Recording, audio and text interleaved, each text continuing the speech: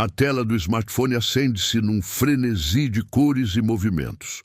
Um cachorro dançando, um tutorial de maquilhagem que dura menos de 30 segundos, um ativista explicando geopolítica entre cortes rápidos, uma receita de bolo que parece impossivelmente simples.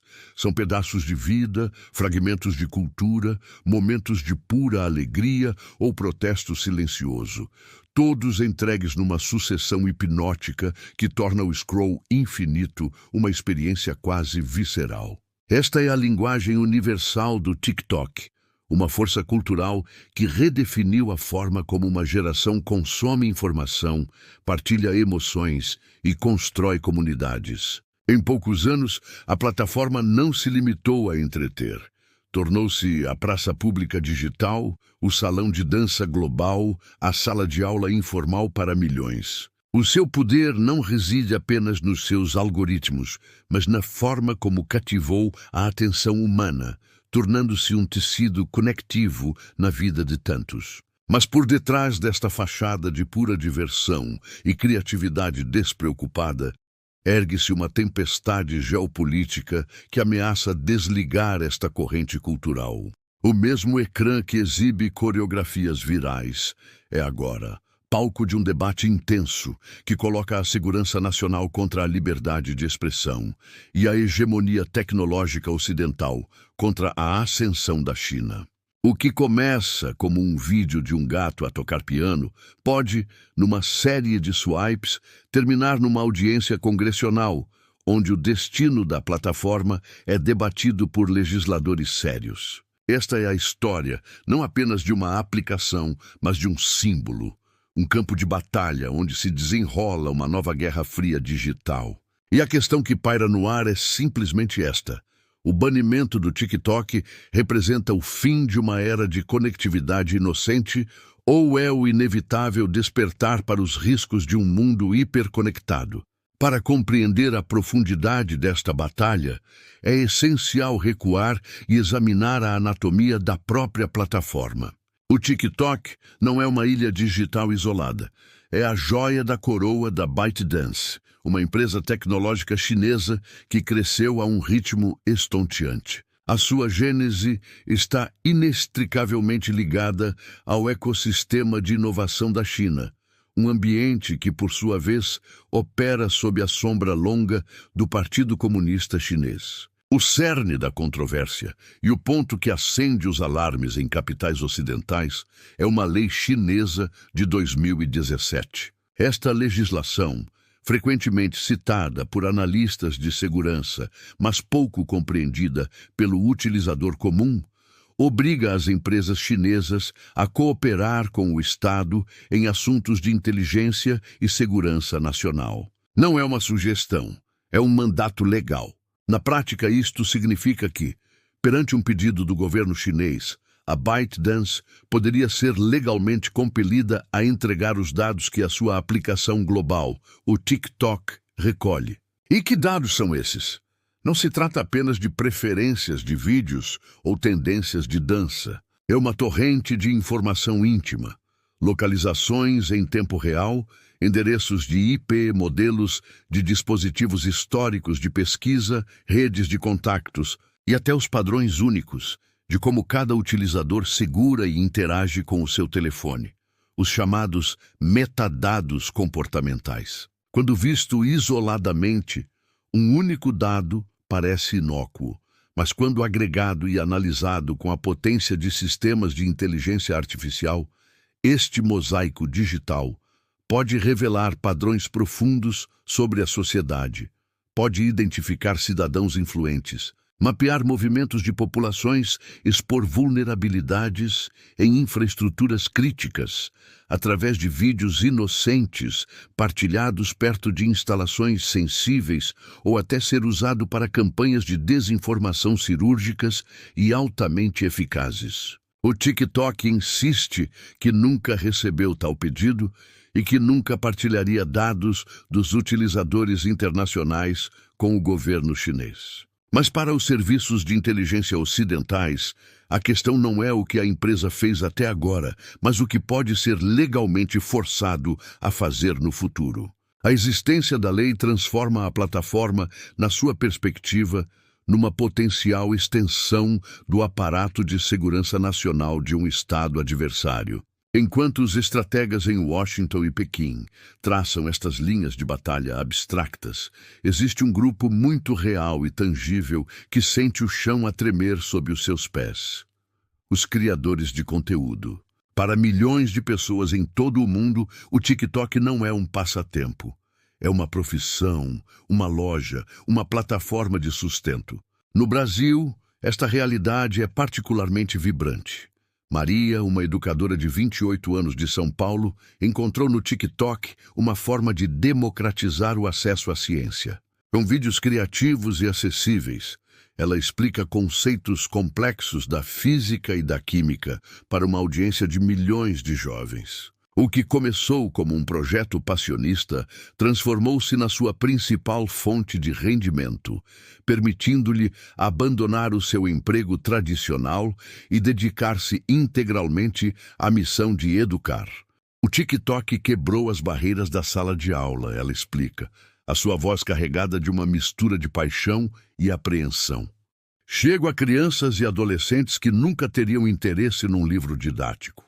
Criei uma comunidade que aprende colectivamente.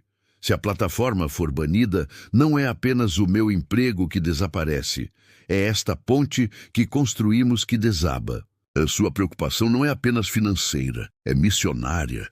Do outro lado do espectro, Carlos, um dançarino e coreógrafo do Rio de Janeiro, viu a sua arte transcender as fronteiras do seu estúdio.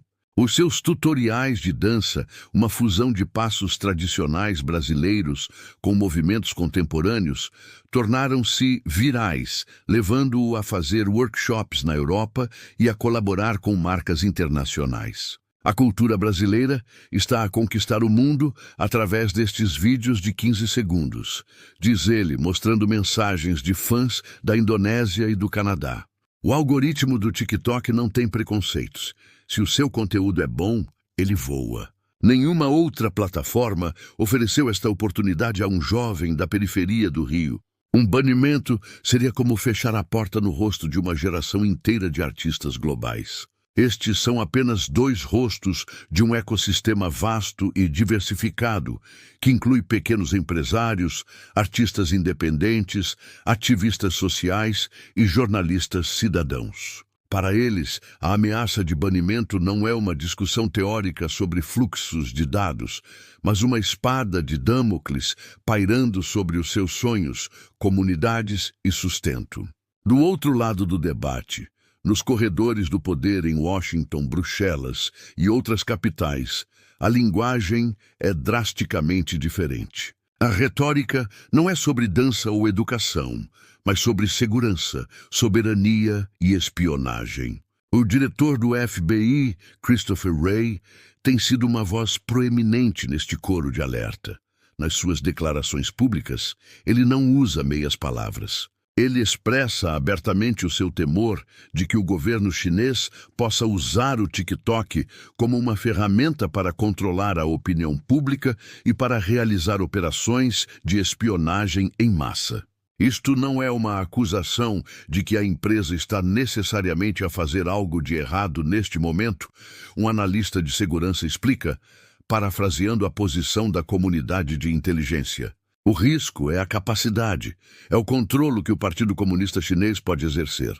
Permite-lhes controlar a arquitetura de recomendação, para, se assim o desejarem, amplificar ou suprimir mensagens específicas. Permite-lhes recolher dados para construir perfis de inteligência exaustivos. Estes receios não são infundados quando observados através da lente da história recente. Os casos de interferência eleitoral, as campanhas de desinformação que já foram detectadas noutras plataformas e a doutrina de segurança nacional da China, que coloca os interesses do Estado acima de tudo, pintam um quadro sombrio das possibilidades. Os críticos perguntam: será prudente permitir que uma nação rival tenha um acesso tão profundo e sem precedentes à vida digital de dezenas de milhões dos seus cidadãos? A histeria, argumentam, não está do lado dos que pedem cautela, mas do lado dos que ignoram os avisos claros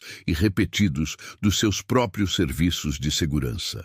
Esta perspectiva enquadra o TikTok não como uma aplicação de entretenimento, mas como um ativo estratégico numa guerra de informação mais ampla, uma ferramenta potencial para minar a coesão social e a segurança das democracias ocidentais. E onde se posiciona o Brasil neste tabuleiro de xadrez global?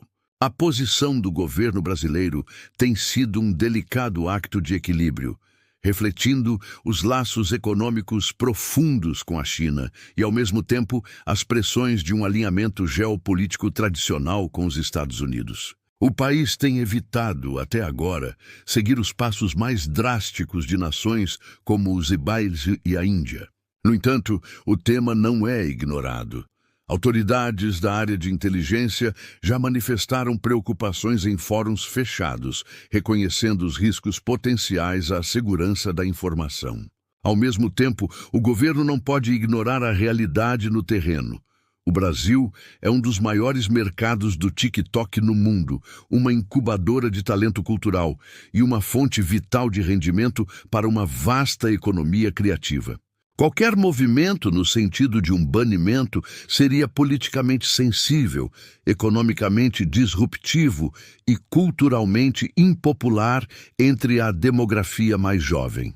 O Brasil, portanto, encontra-se numa encruzilhada, a observar o desenrolar da batalha noutros lugares, consciente dos riscos de segurança, mas relutante em tomar uma medida que poderia ser interpretada como um alinhamento automático com os interesses americanos ou um afastamento do seu maior parceiro comercial, a China. A sua hesitação é um microcosmo do dilema global. Como navegar na nova paisagem digital, onde os instrumentos de conexão cultural e expressão individual são, simultaneamente, potenciais vectores de influência estrangeira e ameaças à segurança nacional. No final, a batalha pelo TikTok transcende em muito o destino de uma única aplicação. Ela força-nos a confrontar as perguntas fundamentais da nossa era digital.